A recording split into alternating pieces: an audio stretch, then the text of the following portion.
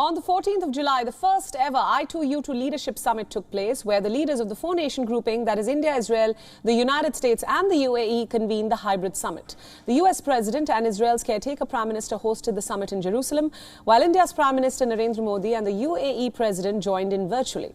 Our diplomatic correspondent Siddhant Sibal spoke with Israel's ambassador to India, Naor Gilon, who highlighted the importance of the I2U2 grouping, which aims to bring a positive change in the world. Listen in to this big exclusive.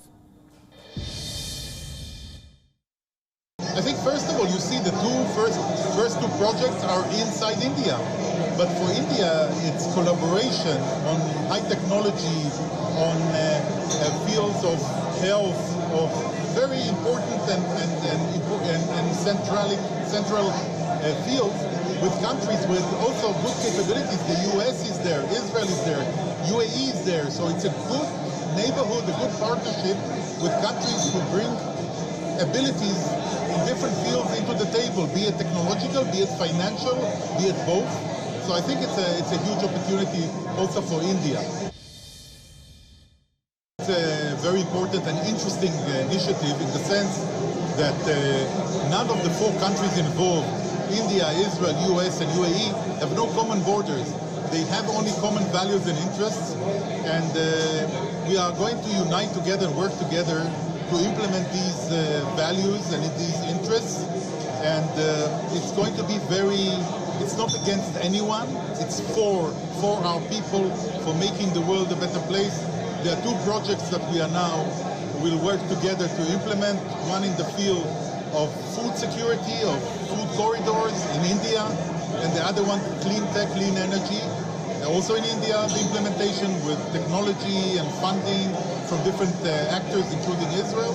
So I think it's a very, very positive initiative that will help also change the reality and the cooperation and the friendships in the region.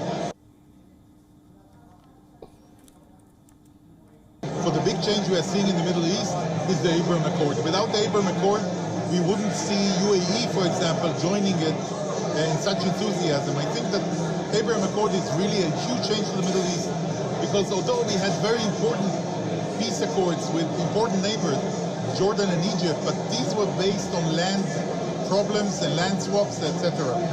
But now we are doing peace with countries that are far away from Israel and really don't have any issue with Israel. Morocco, Bahrain, UAE. And I think this is a change of paradigm.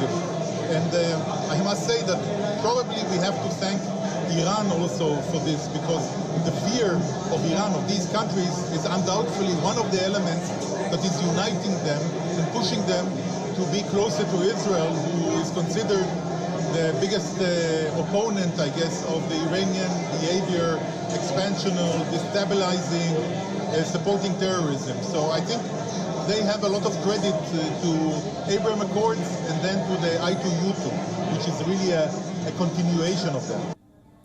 WION World is now available in your country. Download the app now and get all the news updates on the move.